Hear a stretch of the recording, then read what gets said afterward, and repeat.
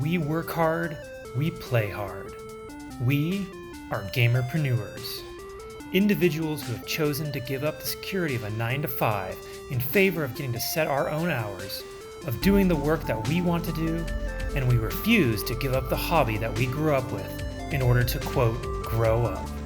We have learned countless laws of life and sales from the games that we play, and we excel in everything we do. We see the wonder and glory in every interaction.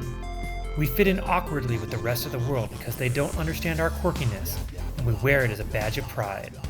We are focused, clear, and know what we want. We are gamerpreneurs, and we are taking over the world. Hey there, everybody. Welcome back to the Gamerpreneur Podcast. I'm your host, Dr. Bradford Carlton. Today I have a very special guest for you. I have Maverick Evans. Hey there, Maverick. Howdy, partner. How's it going today?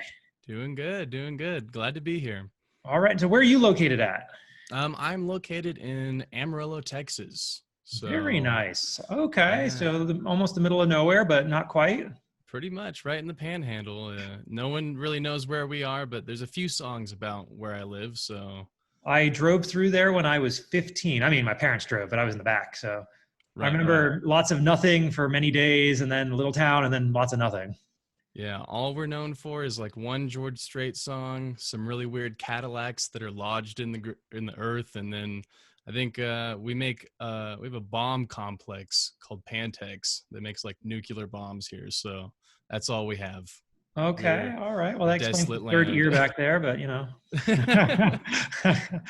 All right. So Maverick, do you want me to call you Maverick? Do you want me to call you something else on this? Maverick would be great. My full name is Maverick Evans, but my Twitch handle is ASmallArmadillo. A small armadillo. That's right. All right. Well, I'll go with Maverick. That sounds more cool. Thank you. So tell us about yourself, Maverick. So I am a student. That is what I do most of the time. I also work for money as a lighting technician for Lone Star Ballet. And that's pretty much all I do. I stream as a hobby and study psychology. So that's very nice. All my life is. Psychology is probably, having gone through enough school, having a doctoral degree, I think psychology is the number one thing you need if you want to make money in this world. Right. Well, the demand for psychology is actually on a steady increase. So despite like in the 80s, all of the different mental institutions being like eradicated because they were like inhumane practices and all that, there are a continual rise. More people want therapy, more people want clinicians. So it's working. Absolutely. What happened to the sanitarium? Where are we supposed to send people now? Right. They still need them. They actually, I always tell people about this because hardly anybody knows is that like all the sanitariums and the different institutions, they just became homeless people. So yeah, that's where they are. They're on the streets. It's very unfortunate. I did a spell at a probate court, and we did our commitments there. So I'm well aware of the situation. It's a great field. Thank you so much for going into it. Now, I start every podcast with the same question. I'm going to ask you it as well. So on a scale of 1 to 10, 10 being high, how weird are you? Oh, gosh. I feel like I'm pretty weird, actually. And mostly because people tell me that. I wouldn't think it of myself, but they say that I'm pretty strange, mostly because I really love to just dance like whenever I feel like it. Like if there's a song, I feel the absolute need to dance. Okay. And if need be, you leave your friends behind, right? That's right. Yeah.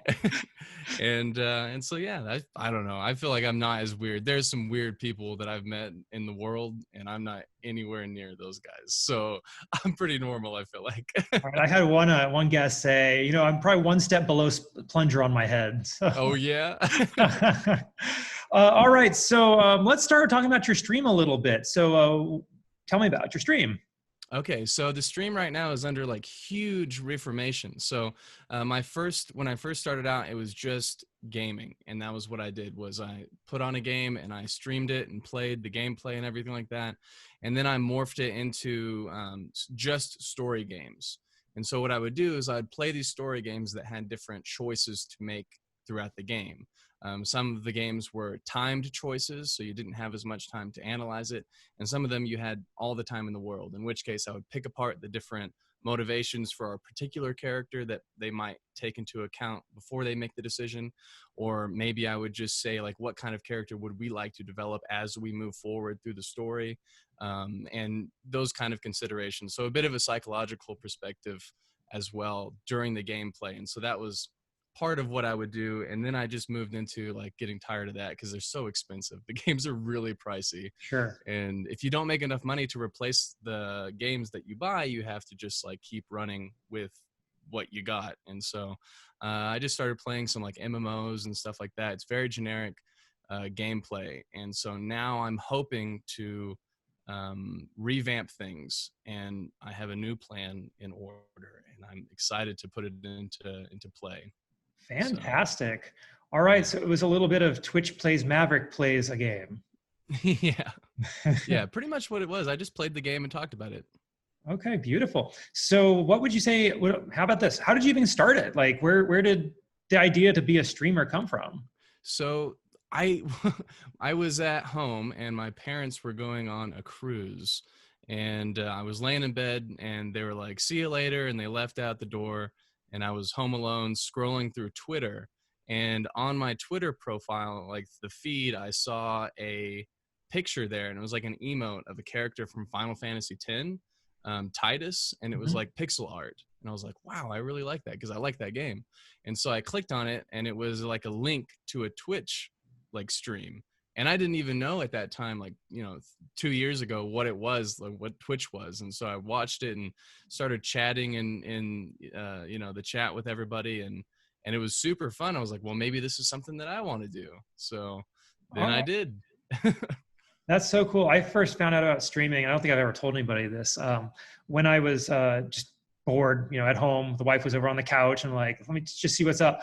And I remember like searching on YouTube for a link to the past just because I was bored. And I got to AGDQ and there was a link to the past randomizer. And I'm like, oh, this is so cool. And look at all these people in here. It's a nice convention. Where'd they find these random nerds to play video games fast? Yeah. And the more I found out, oh, no, there's a whole community back there. So that's awesome. So, you started off, because you saw a link on Twitter, but how did it evolve into where you're at now? I feel like there's a lot of different things that I desire to do.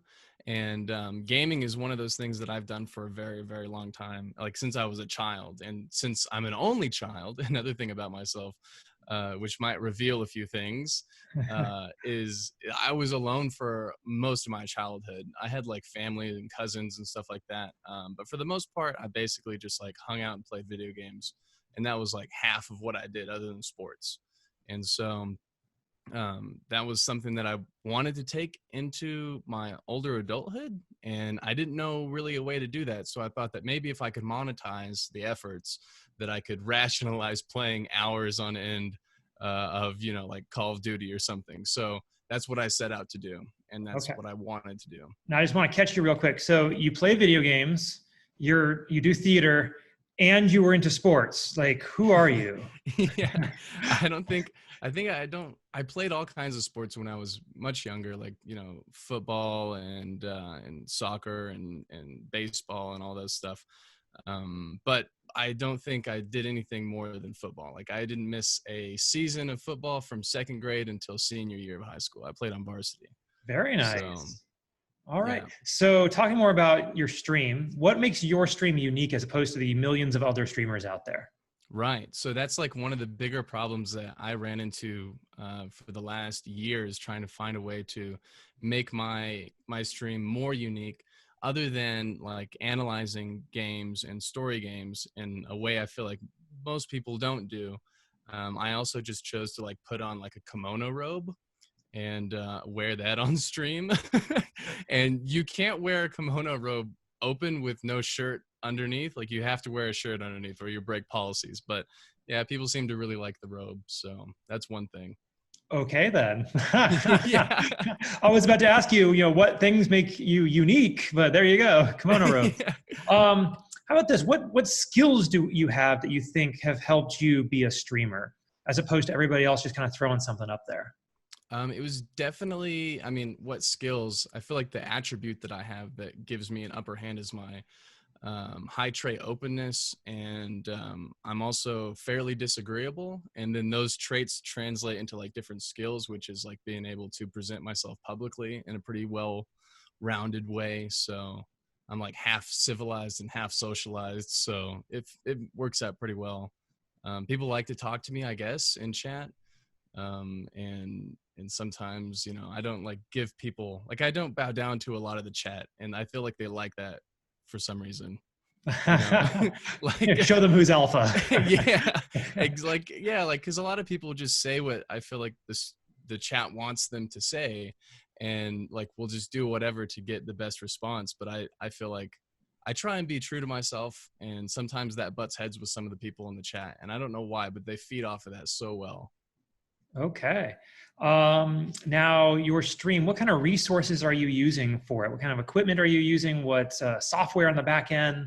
Oh gosh, so much. So all the generic softwares pretty much. I'm using what I feel to be the best softwares, which is Streamlabs, for different chat stuff, chat alerts, and for me to like visualize the chat. And then I use OBS for the actual broadcasting service, and obviously Twitch. So those are the main three softwares that I use, other than like there's a small one called Snaz, which is like a timing, like a numerical display.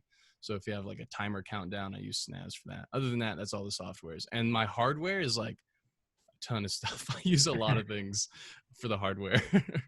Okay. Beautiful. So you got a new computer, old computer, looking to upgrade?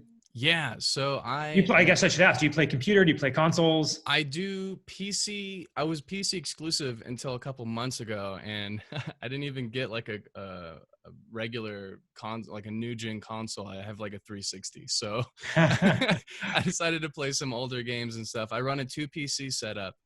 And that's generally what I do, is play PC games. So now that I have the new setup, it has made it so much easier on me, and my system can play any AAA title at max frame rate and max graphics, and it cost me about $1,000. So beautiful, man. Where did you get very that? cheap. I Like, built I can't get a graphics card for that much. Yeah, Black Friday and Cyber Monday really took off quite a bit of the price. So okay, wonderful. So you did mention before that you decided to get into gaming more hardcore because you wanted to make a little bit of money off of it. I'm assuming your parents told you you can't make money playing video games, just like mine did growing up. Are you showing them wrong? No, a little bit. I think I've only reaped in a few paychecks from Twitch, and I'm totally transparent about the money that I've made. Some people don't like to share that, but I feel like it's better to do that, just so that people can see the results of what their labor is or could be. And so I think I made close to like $300 or $400 off of Twitch so far in the past. Like, I don't know, I probably streamed consecutively for like a year and a half. So okay, it's not bad. So is that more toward the end here, the past few months you've been making the money, or is it just spread out throughout the whole time? That's right. So like whenever I first joined up, I had a stint. I made $100 in a month. And that was when I first started Twitch. And then I had a long hiatus for multiple reasons, and that like tanked my viewership like beyond. I basically was starting out at 0 followers because the people who were still left in my following like collection weren't active at all. And so I had to rebuild that over the course of last year, and I think I've gained maybe like 180 followers since then. But, okay, but you also said that you took another hiatus fairly recently, and you're looking at essentially the same situation again. What strategies are you using to kind of dig yourself out of this hole that you've learned the past couple times? So the strategy that I experimented with before this last hiatus, which was caused because I went to work for like 12 hours a day for like 2 weeks. So I made like a ton of money, but lost my viewership on Twitch, which is sad. So I think what I'll do, and it's so hard to do this because what I was using was social media. That's basically what will get you out of these ruts, is because you won't make very much progress concerning followers while you're live. You'll more so make followers while you're inactive. So if you have the time to do like intensive social media work, then you can definitely build up a bit of a following. And one that I haven't experimented with yet is TikTok, which is like really cringy in my opinion. And I don't even understand it very well. And I feel like I'm totally young enough to where I should. But it used to be Instagram and had a great Instagram's algorithm had a fantastic organic reach where you could go into like people's posts and you could make genuine connections with people and comment on their things and like give something to them, average users that would then come to your page and then they would experience your content if you're building it up properly and then make their way into your stream. But Instagram is dying a little bit. And so you can still do that to a small degree, but for the most part, TikTok is on fire right now. Like the discoverability for TikTok is unprecedented. Can you discuss that a little bit more? Do you have some sort of insight on how it works? You're probably about 10 years younger than I am, and right. I've got 31 followers on TikTok doing dad jokes. So yes, well, you're doing it right. I mean, that's the platform that people are really making it on right now. And if you can utilize it, it's going to be awesome. And I've been writing mini scripts to prepare so that I can turn them into TikToks, and trying to take it with some vague seriousness. So I think the best thing about its discoverability, and the reason I say that is because of the way that, for two reasons, is its front page is that you just periodically have like the chance to be super lucky and get put on their the front page discover site page, or whatever they call it. Yeah. And then like every single person that logs into TikTok for that like 5 to 15 minutes is going to see your video. And that's just a great potential bonus. And then the consistent one is the fact that it has so many different categories for you that if you properly use the categorical system in TikTok, then people are going to be able to easily find you and they're going to watch your content. And one thing that I didn't even know about TikTok, because when I first found out about it and it like surfaced and was like mainstream and everything, I thought it was just like a really cringy memey, like scabby type 12-year-old girls. Yeah, like everyone was into like, there's a ton of Minecraft humor for whatever reason, and it was very odd, and there's like lots of distortion in the audio and all kinds of like creepy things going on. But there's like a ton of average content on the platform that I wasn't aware of until I like dove in there, and it's just a social media site almost, but it looks so bizarre. So it's going to be hard for me to get a hold onto it properly. But once I do, I feel like I'll have some success. I really started looking at TikTok about 2 months ago because I saw an article about it somewhere and I'm like, geez, I'm 33. I'm probably too old for newfangled social media, but let me give it a shot. I put it on my phone. I looked at it. I'm like, this is the most nasty thing I've ever seen in the world. Yeah. I can be big on this with dad jokes.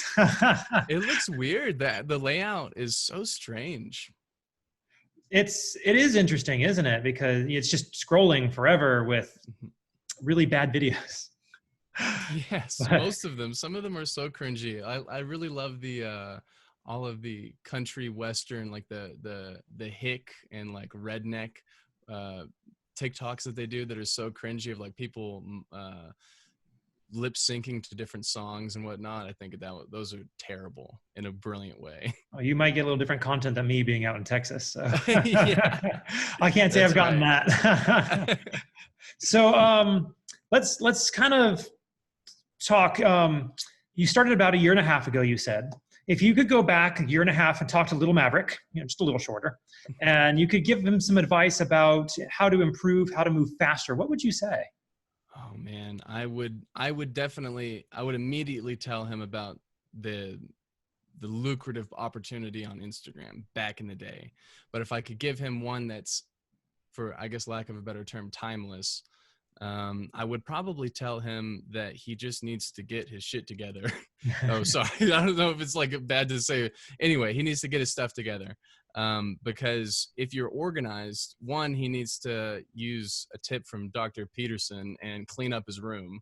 Because my room 2 years ago was not clean at all. And whenever you're streaming, your room is your office, basically. Chances are, if you have an office and that's where you're streaming, or whether it's your room, it needs to be clean because it's your workspace. And when you work, you need to be able to like diligently do everything that you need to do and not have to worry about all of the clutter. You don't have to worry about not being able to find something or not having the room to place something or move around. And that investment on the front end will make things so much easier for you. Because like right now, I mean, whenever you do start getting equipment, you need room for all of it. And if you have a cluttered room and your clothes are everywhere, it just makes it harder to work. So that's one of the bigger deals, I would I say. really appreciate that advice, because I see a lot of streamers, and that you got piles back there, and I don't think they got the memo. Yeah, yeah. I mean, like I was not very cleanly for a while, and I even now am like kind of upset that some of the things on my fiance's art desk is right here, and like sometimes she just leaves certain things out. I mean, it looks pretty clean right now, but I mean, I would prefer those things have a drawer or something, but it's fine. It's not my desk. Just wait until you're truly married, and then it really comes out. That's right. That's This right. place is immaculate compared to what it normally is. Yeah. So, Yeah. what advice would you have for somebody brand new? Someone maybe kind of like me. I don't have a stream at the moment. I'm trying to put feelers out. I'm not sure if that's something I really want to do. What advice would you have someone for brand new? I think one of the things I would say is make like front end investments are always good, like to use a business term, because you're all about business, right? So Right. the front end investments are the best thing that you can do before you even start up a stream. You need to like be able to decide how you're going to do it, what everything will look like, what equipment that you'll use.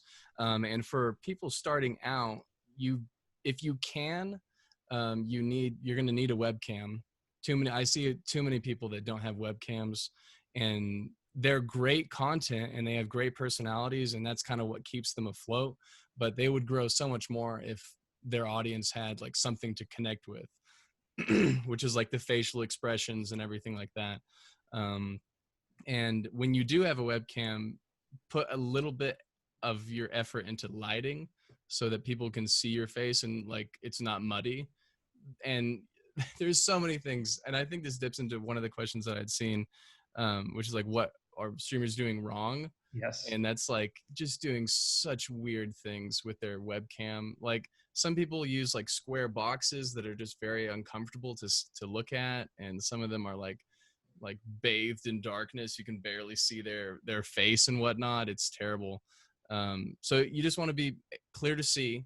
You want to be able to have a face, so you need a webcam. And sound is also a problem. You just have to make sure things are comfortable for people. You don't want anyone to be bugged by anything. Like you don't want your audio to be like all spiky and terrible, and it costs money to do that, which is the big problem, which is why it's an investment. So if It's you funny you can, mentioned that, because audio quality is easily the number one thing I hear from everybody. You need to have good Mhm. audio.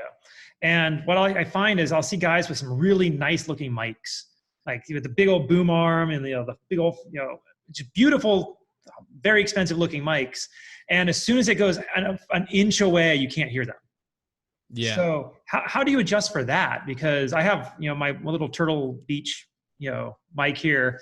And as far as I'm aware, it works pretty well. Like what should I be doing better? So that's going to be, that's a bit of a sound engineer question, which is a teensy bit out of my expertise, but I can give Do you lighting, that's a right. small piece of advice, which is that the cheaper your microphone, like the microphones that I'm running right now, this is a $200 mic that I got on eBay for $60. And it's basically like brand new. I have 3 more that are like the same model, but like a step down, that I use for like podcasts and stuff. And these things, if you get away from them anywhere outside of here because of their pattern, their cardioid pattern, then you're just going to be screwed, because any farther away, it's going to start going out and everything like that. It's just part of this design for a condenser microphone is just what they do. What you can do to try and prevent that from happening is get a soundboard. And with your soundboard, you can physically alter what your microphone is doing. So you can like change the mids, lows, and highs of your microphone, which will like what I've done to try and give this microphone and my voice more of like a radio type feel, which is like comfy for a lot of people's ears. And what you can also do is like affect the gain and the volume overall on the microphone. So if you bring down a lot of those mid, lows, and highs, you can try and prevent peaking, but also accept more volume into make your microphone more sensitive, so that when you do get farther away, it'll still pick it up, but it won't peak your microphone. So you have to go in, and that's an expensive investment too. I know that Behringer has pretty good soundboards, and I think they have one. It might be a single, or maybe it's a double input for an XLR mic. XLR mics are almost like a necessity. I would feel like they're very good. Another good front half investment, because the space between USB and XLR quality is huge, and the price isn't. So Okay, well, thank you so much for that. I haven't had any guests yet really dig into the actual mechanics of the audio. They just say get good audio. So thank you. yeah. Like, I will be promoting this video, especially because of that. Okay. Stepping back from kind of the stream for a little bit, I want to learn more about what you do outside of gaming. So you said you work for the ballet. That's right. I do. I work for a facility called Lone Star Ballet. And as their name suggests, they just put on a series of ballet over the course of the whole year. And one of the shows that they do is called the Nutcracker. And it's their biggest show all year. And their contract for that is like really hefty, which is why it's my personal favorite. And it lasts about 2 weeks for technicians. I was in a coffee shop in my town and ran into a friend of mine, and he just so happened to be the light designer for the show, and he brought me on to the team and everything like that. And that's how I first started at the place. And they brought me on as a lighting technician, and basically all I do is help wire up all the lights. We hang them onto battens, we send them into the air, and then we focus them so that they like aim correctly onto the floor. And that's what I do. Beautiful. Now, little different question. What is it you want to do? What I want to do right now, what I want to do is approaching my junior year of college as undergrad, and I want to try and find an internship with any psychological facility at all. That's what I would like to do, and or some sort of research position with a lab. That would be my best option. But if not, then I continue working and going to school at the same time. Very cool. Okay. So what's your 5-year plan, comrade? My 5-year plan is going to be to complete my undergrad and get A's on literally every paper I hand in. And then hopefully a grad school will take me under their wing, and more so an advisor will take me under their wing, and I can work for them in their facility, and they'll give me a stipend, and I can starve for about 8 years. And then I can get a position as a clinician somewhere if I have published enough papers. Okay, so you go in for the doctoral then. That is right. Clinical psychology with as of right now, an emphasis on psychoanalysis. So beautiful. See, I went the easy route. I got my doctoral degree with only 3 years of grad school. Well, if I could do that, I sure would. I sure would. It's the law degree though, so I mean, right. I apply stuff, just not bandages. Yeah, exactly. I won't apply bandages either, but I could like write on a piece of paper and give you some pills though. So that's the goal. I just tell people no all the time. Yeah, well, because like for you, it was the bar exam is like the determiner, right? So you get your degree for going for 3 years, and I had to do a paper. Everybody does a paper to get their doctoral, and then you take another test, which is the bar exam, and that's I think it's nationally only like 2 days now. So I took California for 3 days, and then Ohio for 2.5 days. So yeah. that was a fun trip. Yeah, I think it's similar for most doctoral programs too. Like for psychological doctors, those wanting to be clinicians, like clinical psychologists, there's a 2-step process as well, which is that you get your degree after you successfully defend your thesis, and then after that you can get your like license, I guess, but you can't actually practice until someone has observed you for 4,000 hours. They just send attorneys out there, just blind. Yep. You don't know how to practice law when you come out of law school. You know how to be a lawyer, but now it's up to you to go figure it out. Oh yeah. Gosh, that sounds like chaos. It is, and that's why there's a lot of really bad lawyers out there. Oh gosh. So, what made you decide psychology? What happened to little Maverick that you decided I'm never gonna let that happen to somebody else again? Well, we'll stay away from like the childhood like Freudian Let's complexes regress that a little bit here. resulted. Yeah. So like I think it's really funny because when I was in high school, I did not like school at all. I really didn't like school, and I would prefer to be doing literally anything other than like class. And I would like read my own books, but not the school books. And I was doing football and theater at the same time, and I was really invested in theater. I quit football in order to go and invest all of my effort into theater. And at that time, the director for the high school was a man by the name of Dave Urich, who is the professional artistic director for Texas the Outdoor Musical, which is a musical that's been going on for now, it'll be 55 years coming up. Wow. And so it's a well-established play that takes place in the Palo Duro Canyon, which is the second largest canyon in the United States other than the Grand Canyon.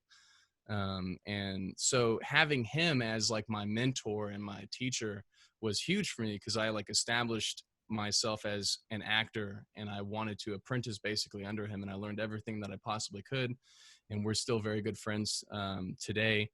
And that was what started my interest in, I think, what was the seed of my academic desires, right? And so when I moved from acting, and I'm still very interested in it, I think my thesis is actually going to be about the overlap and relation between Stanislavskian acting method and psychoanalysis, like Freudian and Carl Jungian psychoanalysis. So I just ended up reading those books, and I was reading psychological books because I was watching Dr. Jordan Peterson and his lectures, and he suggested a ton of books, and I just ended up reading them, and I found myself very interested in psychology without even knowing it. And I was like thoroughly studying it. And then I dated this girl for about 2 years, and her grandfather on her mother's side, Dr. Charles Cutler, he's a clinical psychologist and psychoanalyst out of LA. He used to be in New York. And he came to visit for her graduation. And whenever he did, we ended up just casually talking about psychology. And he asked me, he said, so what grade are you in your psychology degree? And I said, oh, I'd not going to school for psychology. And he said, what? He said, surely you are. And so he had a talk with me, and I said, well, I might as well. And he told me basically the plan that I needed and if I wanted to go to school for psychology. And so that immediately after that summer, I went and declared as a psychology major, and that's what I've been doing for the last 2 years. Beautiful. Now, bouncing off that point, you mentioned two people who helped you along. Now, how important do you think mentors are for somebody in moving forward in life? Oh, they are imperative to your success in certain areas. Whether you are an electrician, a plumber, anything like that, or you are attempting to become a clinical psychologist or a preacher, your mentors are massive in your success because they have things to teach you in such an intimate way that a lecture can't. And what's really sad about that is that I feel like most people don't have the intention ever even to mentor people rather than to be apprentice, and that culture has gone away completely. Like, you read in books of like mid-century stuff where it's like, oh yeah, he was like the blacksmith's apprentice. And it's like, yeah, well, there's a reason for that because it worked, Sure. And but now they just export it to the schools now. They're like, we'll just send you to class and then it'll be good enough. Okay, fantastic. So how would you think your life would be different if you didn't have a mentor? If I didn't have a mentor, I would be comparatively lost. I actually just sent an email to Dr. Cutler, and we had he's not really my mentor, but he has a correspondence with me, which is close enough. And I hadn't messaged him for quite a while. And I feel like not messaging him for that long while was a mistake. So you feel like you don't have the knowledge that I feel like whenever you don't have an apprentice, you don't have a mentor, and you choose to just kind of guide yourself in a lot of things, you end up making mistakes, in your path, whatever your path happens to be. And if you had that guidance, then maybe you'd be going along that path a little smoother, or maybe a little faster, or maybe even just with less anxiety. Definitely some sage advice. Now, can you be a mentor to my listeners? What advice would you have for gamerpreneurs? So gamers who want to essentially create the life that they want rather than just following the path that somebody else lays for them. Yeah. So I think I'll relate that to one of the classes that actors have to take early on in their undergrad, is that the classes, they have to go in and they tell you all about these different characters and the way that they are portrayed, and then they have you look internally and objectively on your exterior and your internal abilities. So they have you decide, what are you capable of? And that's the whole idea of the class, is what are you capable of? What do you look like? What are your acting abilities capable of portraying? What do you sound like? How old do you look? And they have to take all of these things into account so they can determine what characters they can play in these different stage shows. And if they can't accurately decide who they could be in a script, then their ability to audition and present themselves to a director or a casting director is going to be very weak. So I think the same thing applies to gamerpreneurs. If you want to have success, you need to be able to accurately objectively assess yourself and decide what you are capable of, so that you can go forward and do those things that you are capable of and stay away from the things that you're not.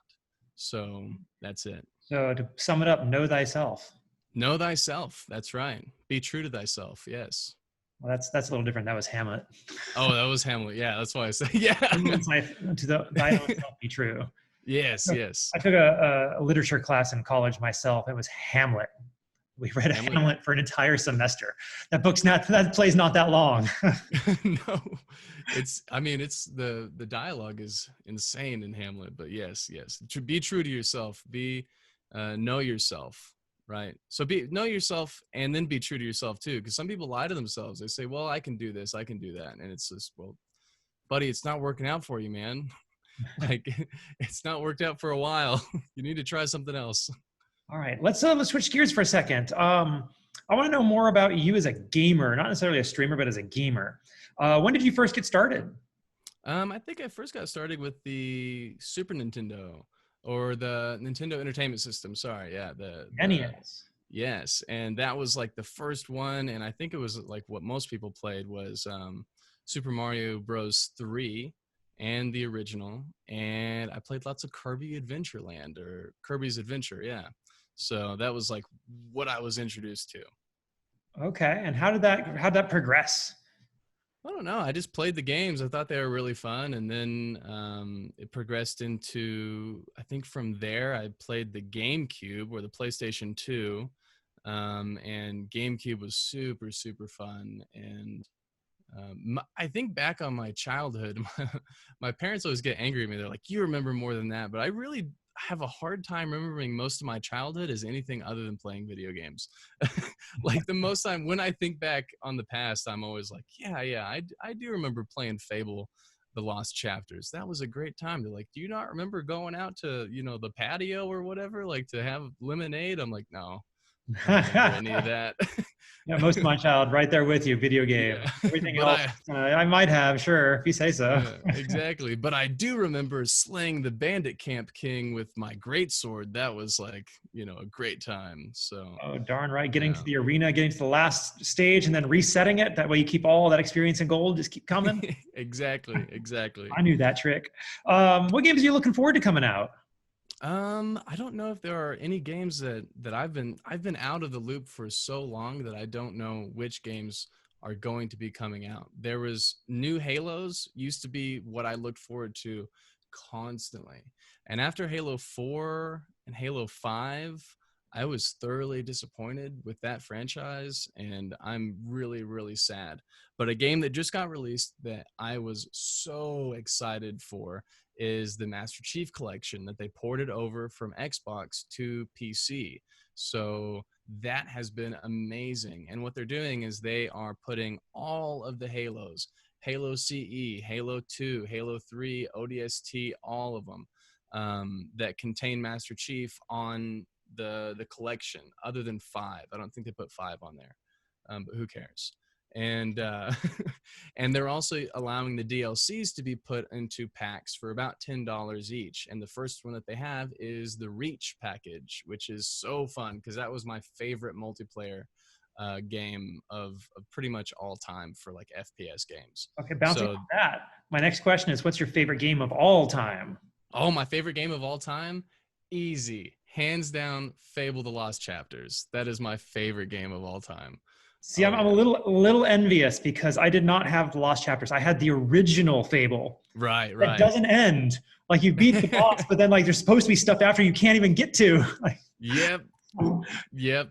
I see, which I didn't understand that either. Like, I feel like because people always talk to me, they're like, "Oh, what's the difference between the Lost Chapters and the original one?" And I'm like, "Well, the original one's just not a finished game. There Like, wasn't. There's it's no just Jack not Dragon. finished. They just didn't finish it, and there's like a ton of weapons missing, and like a few side quests that aren't in there. And I'm like, yeah, just the Lost Chapters is the full game.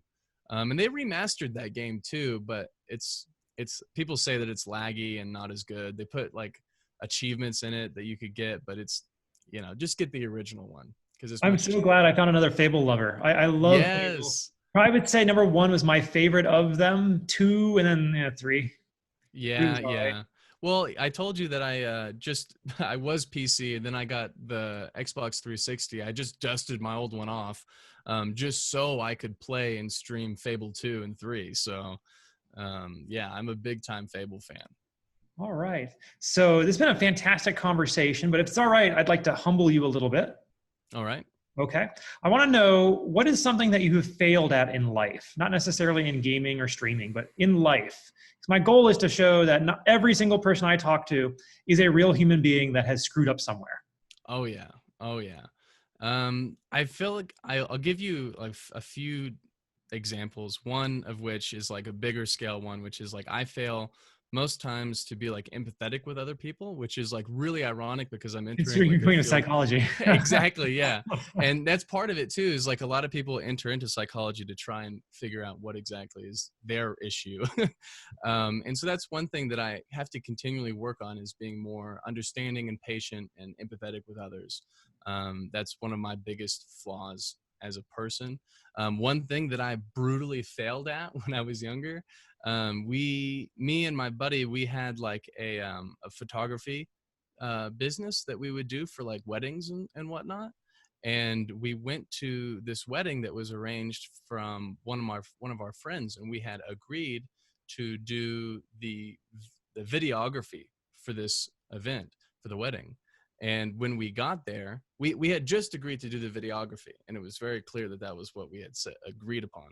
And upon getting there, they were like, okay, well, thank you for doing the photos and the videos. And I was like, oh, well, we're only here to do the video. And they were like, oh no, I thought you were doing the photo and the videos. And I was like, no, there's not that many of us. There's not 3 of us, there's only 2 of us. We need to get this under wraps. And it was one of the very uncomfortable moments. And to make it worse, we had to go to a different location for the ceremony. And we went, and it was far out in the country because I live in Texas, right? And so there's like dirt roads, county road X roads that lead out to just no man's land for miles. And I drive like a big truck, Go figure. a Bronco truck. And so it was it was really hot, and my truck started making very weird noises in the middle of this county road X. And so I pull over and I open the hood and my engine is on fire. Oh, that's fun. Yeah. And so I had to try and put my engine out of fire, and I couldn't get my truck to start up again. And I was unable to make it to the ceremony. And that was one of the most brutal failures I have ever had, was like have the mother of the bride curse me out for missing their most important moment. And that was a terribly humbling and confidence crushing moment. It was hard to recover from that one. Well, you seem to be fine now, so. Oh yeah, I am. I'm much better now, but like for probably a year after that, I would just think about that, and like my face would get hot and I would like feel embarrassed as if it was happening all over again. It was awful. It was really bad. It's hard to let people down like that. Sure, absolutely it is. Now to humble you just a little bit more, what's something you're currently not good at? I'm currently not any good at singing.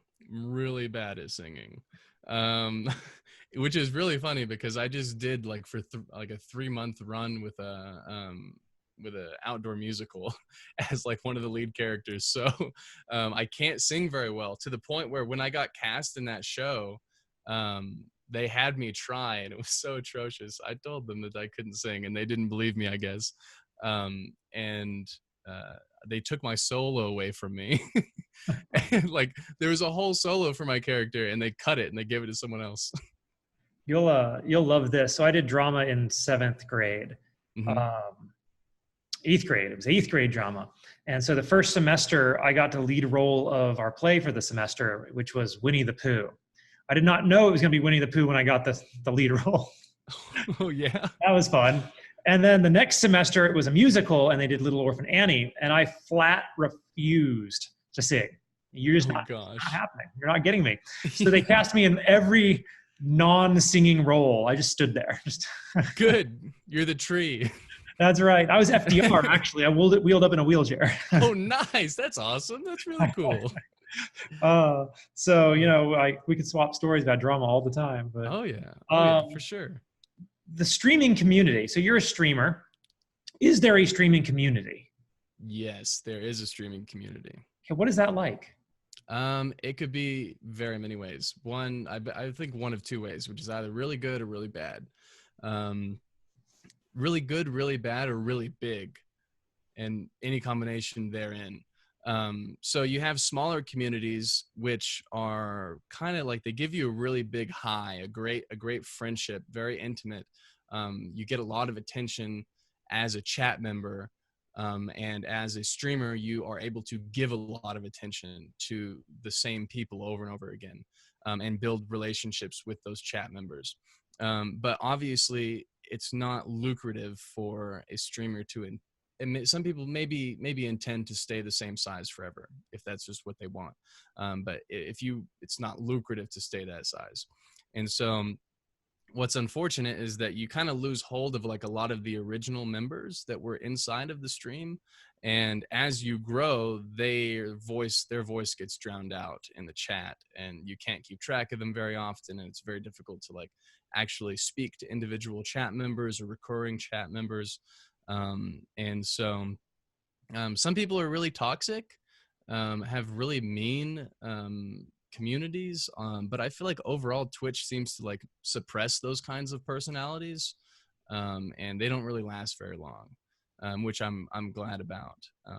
But other than that, yeah, you have either big ones or small ones, and it's really sad. I know that there's like a lot of chat members from time to time that I know a lot of my different streaming buddies have talked about them like getting partnered, and they suddenly have like 40 to 50 viewers in their chat at a time every time, and their original viewers have like complained on Twitter and in the chat about how they don't pay any attention to them and how they're not going to watch them anymore, and they have to go find another small streamer, and I feel like those people are just best left behind. Okay. Now your chat, you had a good chat or a bad chat? Pretty good chat. I mean, when people are there, it's pretty good. My chat is sometimes not that great though. I get kind of angry at them because they're like nitpicky about the games I play. Like a little while ago, I decided to play a game from my childhood, which was Final Fantasy Tactics: The War of the Lions. It's so good. It's wonderful. And so I streamed it on an emulator through BlueStacks and was just relaxing playing the game. And they're like, "Oh, why you gotta play a dumb game? It's so boring." And I'm like, "Yeah, well, get out of here, buddy. I play what I want." That game has one of the best stories of almost any video game. Such a fantastic story. Oh yeah. It's wonderful. And like, how could they just not enjoy me like voice acting for all of the text dialogue? Like, come on now. But they complain, but they still stay for whatever reason. So obviously they don't mind it too much. Okay. What's the best compliment you've ever received from your chat?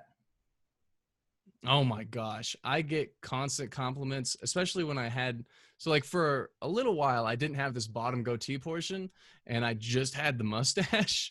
And so they would always call me like mustache boy and all kinds of stuff like that. And be like, "Wow, your mustache is so voluptuous. It's so majestical and it's wonderful." And so that was one of the common and one of my favorite compliments that I get, other than about the robe. They like the robe too. Okay. What's the worst trolling you've gotten? The worst trolling that I've gotten is probably, I feel like someone came in and said a bunch of lewd stuff about like, a bunch of phallic comments and stuff like that. And they just get banned immediately. I don't even address them in chat whenever they come in and like disturb the chat or something like that, or insult someone or be racist or something. I just immediately ban them, or one of my my moderators immediately ban them. No one ever says anything about it. So, okay. Who's your moderator, or do you have multiple moderators? I have multiple moderators. My fiance is Mrs. Armadillo, and she's a moderator, and she comes on my stream from time to time as well. And then I have Hat and Cat. She's one of my moderators. And I think one more that I can't recall. So I only have about 3. That one's probably not as important. Yeah, probably not. Haven't seen them in a while, I suppose.